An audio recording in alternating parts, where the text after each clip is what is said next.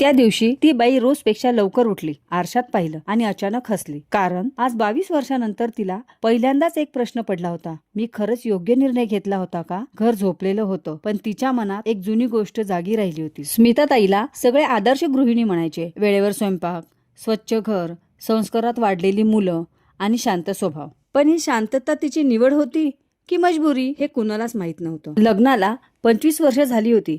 नवरा विजय, तो सरळ स्वभावाचा आणि मेहनती, पण फारसं न बोलणारा. घरात कधी भांडणं नव्हतं, पण संवादही नव्हता. त्या सकाळी स्मिताताईंना एक पत्र मिळालं.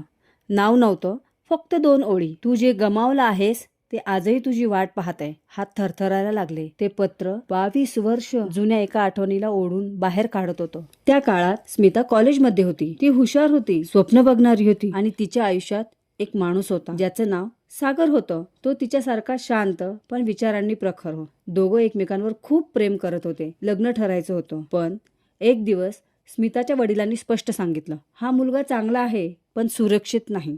आपण रिस्क घेऊ शकत नाही. स्मिता गप्प राहिली, कारण त्या काळी मुलींची गप्पीच त्यांच्या होकार असायची. सागर निघून गेला आणि स्मिता विजयची बायको झाली. आज 22 वर्षानंतर ते पत्र तिला मिळालं. संध्याकाळी विजय घरी आला.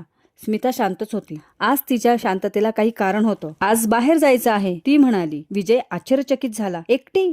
ती हसली. हो, स्वतःला भेटायला. ती त्या जुन्या मंदिराच्या बाकड्याजवळ पोहोचली जिथे सागर शेवटचा भेटला होता. तो तिथेच बसलेला होता. केस पांढरे झाले होते, पण नजर अजूनही ओळखीची होती. दोघं समोरासमोर बसले. काही वेळ शब्दच नव्हते. सागर म्हणाला, मी तुला दोष देत नाही, पण तू स्वतःला माफ केलंयस का? तो प्रश्न तिच्या आयुष्यातला सगळ्यात कठीण होता.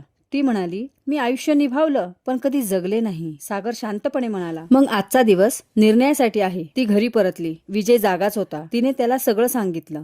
तिच्या मनातील सत्य, प्रश्न, व्यथा हे ऐकून विजय थोडा वेळ गप्प राहिला. मग म्हणाला, तू माझ्याबरोबर राहिली पण माझी कधीच झाली नाही, हे मला कळलं होतं. स्मिताच्या डोळ्यात पाणी आलं. विजय पुढे म्हणाला, पण आज जर तू गेलीस तर मी रागवणार नाही, कारण प्रेम म्हणजे बांधून ठेवणं नाही. ती रडली, खूप रडली, पण शेवटी म्हणाली, मी आज गेले नाही, कारण आता मी पळत नाही, मी निवड करते. ती विजय जवळ बसली आणि तिने पहिल्यांदा प्रेमाने मिठी मारली. त्या रात्री ती शांत झोपली, कारण तिने स्वतःशी खोटं बोलणं थांबवलं होतं. आयुष्यात चुकीचा निर्णय जेवढा घातक नसतो, तितकं स्वतःशी खोटं जगणं, कारण शांततेतही अनेकदा ओरड दडलेली असते. ही गोष्ट इथे संपली, पण अशाच अनेक कथा अजून बाकी आहेत. ही कथा तुम्हाला आपलीशी वाटली असेल तर लाईक करून तुमचं मत कळवा. अशाच घरातल्या हळव्या कथा ऐकण्यासाठी चॅनलला सबस्क्राईब करा आणि बेल आयकॉनला क्लिक करायला विसरू नका. थँक्यू.